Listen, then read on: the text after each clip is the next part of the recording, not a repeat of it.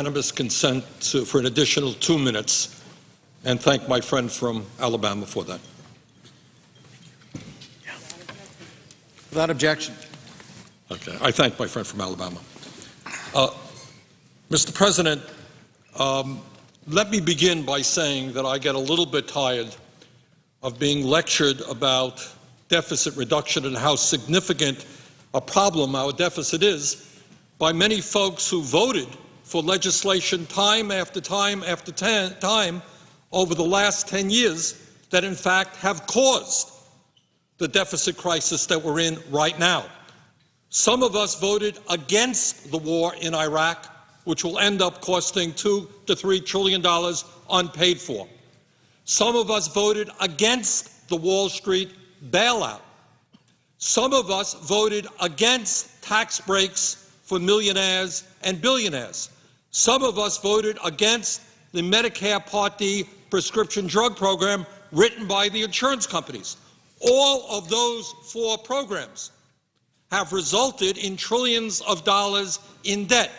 So to those people who voted for that, please don't lecture us about the deficit crisis. We didn't help to cause it. Mr. President, the debate over deficit reduction comes at a very unusual moment in American economic history.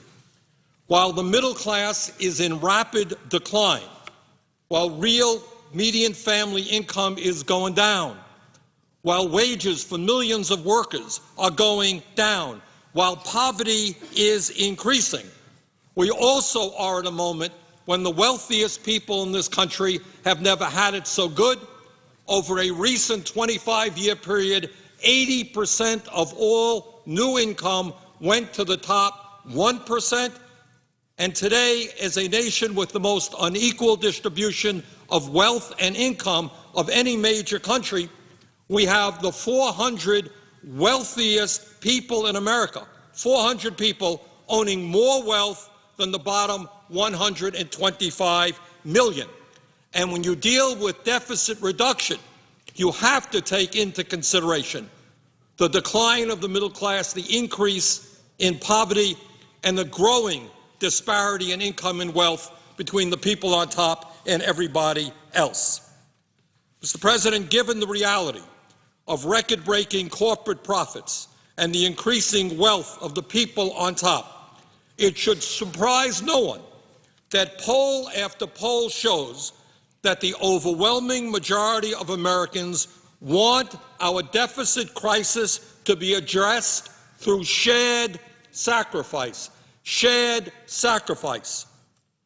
Not just coming down heavy on working families and the middle class and the children and the sick and the elderly. The American people, in poll after poll, have said they want everybody to contribute and help to a deficit reduction, not just the most vulnerable people in this society. Unfortunately, the House-passed budget moves us in exactly the wrong direction. It would end Medicare as we know it by giving senior citizens inadequate vouchers to buy health insurance from private companies. Seniors would, on average, see their out-of-pocket expenses double by about $6,000 a year. Seniors at the age of 65 would be given an $8,000 voucher to go to a private insurance company. Now you tell me, if you are 65, if you are suffering with cancer or another illness, what an $8,000 plan will do for you. It is a disaster. Furthermore, the Republican plan would cut over 10 years $770 billion from Medicaid, vastly increasing the number of uninsured and threatening the long-term care of the elderly who live in nursing homes. The Republican budget would also savage cuts in education, nutrition, affordable housing, infrastructure, environmental protection, and virtually every program that low and moderate income Americans depend upon. With all of the focus on spending cuts, however, the Republican budget does nothing to reduce unnecessary military spending at a time when our military budget is triple what it was in 1997. What people in Vermont tell me is what people in Oregon are telling the presiding officer, that the time is now to begin accelerating our troops out of Afghanistan. It's the right thing to do public policy-wise. It is certainly the right thing to do for our budget. But, Mr. President, here's the kicker of this whole thing. The House Republican budget does not ask the wealthiest people in this country, whose tax rates are now the lowest on record, to contribute one dime more for deficit reduction. Not one dime more.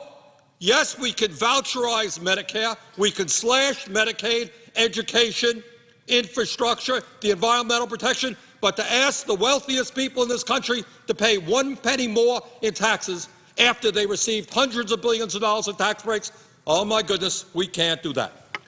But, Mr. President, I have another issue I want to raise, and it's not just with the Republicans. It has to do with the Democrats, frankly, and with President Obama. Will the President demand that any deficit reduction agreement ends Bush-era tax breaks for the wealthy? Will he stand up and be tall and fight for that important principle? Will the President fight to eliminate corporate tax loopholes? Will he end the absurd policies which allow the wealthy and large corporations to avoid taxes by establishing phony addresses in offshore tax havens? We are losing about $100 billion a year from the corporations and the wealthy who stash their money in the Cayman Islands and Bermuda. My hope is, and I think the American people are hoping, that the President will stand firm in fighting to end those absurd loopholes. As Vermont Senator and a member of the Budget Committee, I will not support a plan to reduce the deficit that does not call for shared sacrifice. At least 50% of any deficit reduction plan must come from increased revenue from the wealthy and large corporations. We must ask the top 2% of income earners who currently pay the lowest upper income tax rate on record to start paying their fair share. Instead of making it harder for working families to send their kids to college, we must end the foreign tax shelters that enable wealthy and large corporations to avoid U.S. taxes. Mr. President, with that, I would yield the floor.